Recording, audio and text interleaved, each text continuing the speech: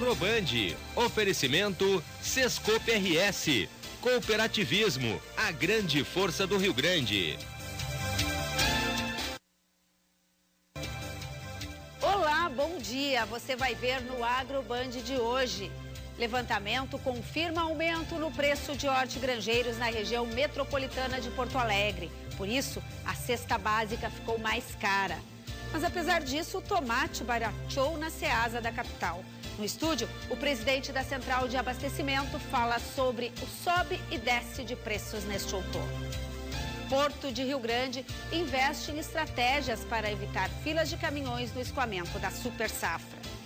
Lançada na capital, a primeira Ovinofest, que vai promover a culinária com carne de cordeiro em Lavras do Sul. Eu sou Lizemara Prates e o Agroband começa agora.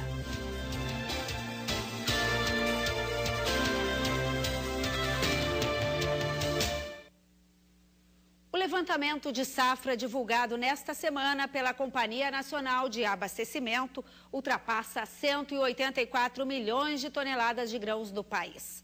A soja segue como grande destaque, mas o milho e o arroz também ocupam boa posição. A estimativa para o Rio Grande do Sul está em 27.889.000 toneladas, confirmando a segunda maior safra da história.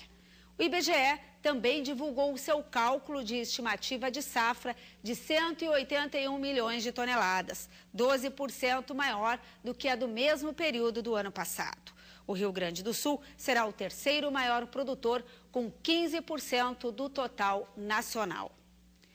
E enquanto o escoamento de grãos é feito a passos lentos em vários portos, aqui no estado a situação é um pouco diferente. Em Rio Grande, na região sul, as filas de caminhões começam a se formar de forma pontual, porque a ampliação dos acessos, o agendamento e a tecnologia facilitam o processo, que se torna até mais barato.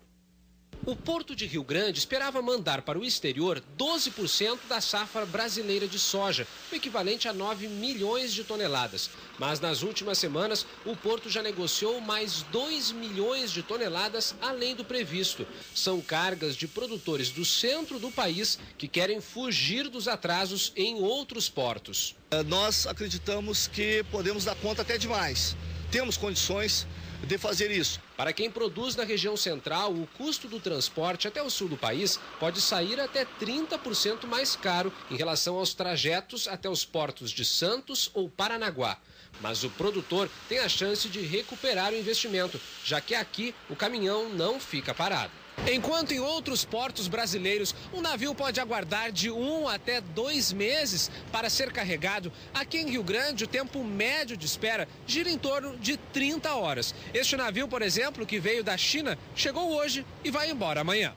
Neste ano, o Porto de Rio Grande ampliou a capacidade. O principal terminal de escoamento de grãos pode receber até 1.200 caminhões por dia, com horário agendado para descarregar. Esta pequena sala, com apenas 4 computadores, está um dos maiores segredos para o Porto de Rio Grande não ter tantas filas. Aqui é controlado um sistema que permite ao produtor agendar o horário exato em que ele vai deixar a carga aqui no porto. O Miguel é um dos supervisores. Miguel, é fácil lidar com esse sistema? Com certeza, é um sistema muito prático e fácil, onde todos nós aqui da equipe conseguimos dimensionar os recebimentos de cargas aqui dos nossos terminais. Já tem o agendamento como o grande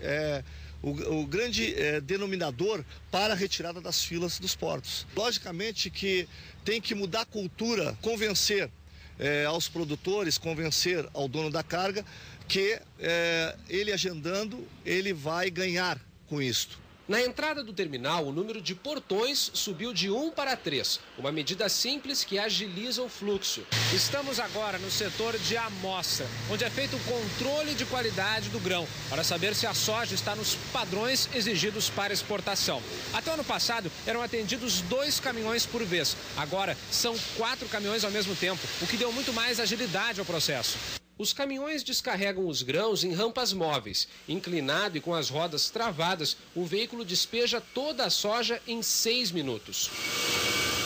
Porque ajuda, porque no momento que descarrega aqui, pode voltar a pegar outra, né? Está sendo bem mais rápido que o ano passado. parece que vai melhorar, né? O que vale é reduzir os custos para que consiga chegar a um valor melhor ao produtor. Nos terminais, a visão total é da exportação do grão. E, por enquanto, o escoamento em Rio Grande está garantido, mas a infraestrutura do estado ainda é uma das principais reclamações de produtores e empresários gaúchos. Temos apenas estradas e algumas precárias para o transporte de produtos. Mas ferrovias e hidrovias seriam a solução?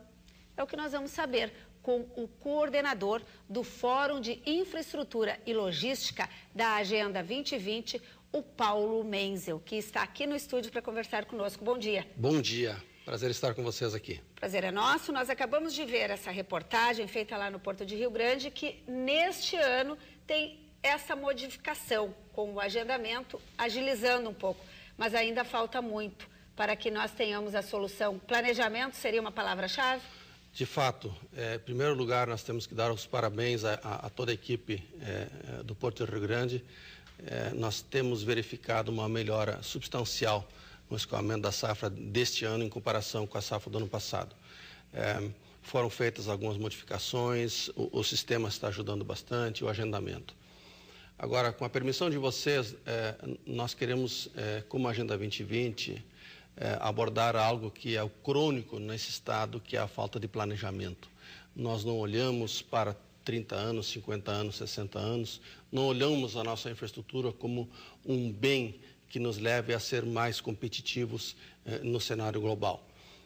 O planejamento, que seja um planejamento de Estado e que nos leve a ser mais competitivos, ele terá seus reflexos ao longo da existência dos nossos filhos, dos nossos netos. É dessa forma que nós devemos olhar as questões de logística e infraestrutura e baixar o nosso custo de logística. Bem disse na reportagem aquele que foi ouvido, de que a questão é a competitividade mundial. A soja tem um preço no mundo. Ela não é a soja não tem um preço no Brasil, ela tem um preço mundial. Onde é que o que faz o mundo comprar a soja aqui, desde que ela tenha um custo de escoamento, um custo de logística mais barato? É por aí que nós seremos mais competitivos ou não. E desconcentrar do modal rodoviário esse transporte para a malha ferroviária, para as hidrovias, pode ser feito rapidamente? Seria uma solução em curto prazo? Rapidamente não. É possível, plenamente possível. O Rio Grande do Sul e o estado do Amazonas, por exemplo, nós fomos abençoados por Deus e temos hidrovias, né, pela natureza. Ocorre que o Rio Grande do Sul usa muito pouco a sua hidrovia por N fatores. O primeiro deles, obviamente, eu já mencionei, a questão do planejamento. Nós não conseguimos avançar em um curso de ações que nos tire deste marasmo de usar apenas 3,5% de hidrovias no volume total de cargas. A questão da dragagem é um câncer nas hidrovias do Rio Grande do Sul. Olhando um pouco as ferrovias, o Rio Grande do Sul tem 3.200 quilômetros de malha ferroviária, usa apenas 2.000 quilômetros desta malha. Os vagões que chegam ao Porto de Rio Grande, em torno de 400 ao dia, o Porto apenas recebe 310 vagões ao dia. São apenas alguns dos sintomas da falta de infraestrutura, da falta de um sistema logístico que nos leve a ser mais competitivos. E seria possível combinar, por exemplo, o transporte rodoviário até um porto local para carregar um container, para carregar um navio e levar para o Porto de Rio Grande? Isso seria viável? Sim, isso é plenamente viável, desde que haja planejamento. Não adianta mandar para o porto se o porto não tem infraestrutura para receber. Não adianta eu mandar para este hub de carga que se chama, essa central de cargas, se esta central de cargas não tem condições adequadas de receber este volume de cargas. Os números nos mostram, a Agenda 2020 tem metodologia de cálculo, tem uma equipe técnica dentro do fórum, em torno de 20, 25 pessoas que nos ajudam a consolidar estes números de forma sistêmica, de forma integrada. Os números nos mostram que o caminhão, na verdade, tecnicamente, um caminhão não deveria rodar mais do que 350, 400 quilômetros. O nosso arroz, por exemplo, que sai do Itaqui, que sai de Tapes, que sai de Camaquã, ele vai ao Rio Grande do Norte e o frete custa mais caro que o arroz. Por que não usamos hidrovias? Por que não usamos ferrovias? Por que não usamos a nossa cabotagem, os 8.500 quilômetros que o Brasil é abençoado, tem de costa, 8.500 quilômetros, e nós vamos botando tudo na rodovia. Não usamos a água, por exemplo, que seria um modal que pudesse, sim, de fato, baratear o custo de logística da tonelada. Em quanto tempo nós teremos condições de combinar esses modais para o transporte da nossa safra? Está aí uma pergunta extremamente difícil de responder.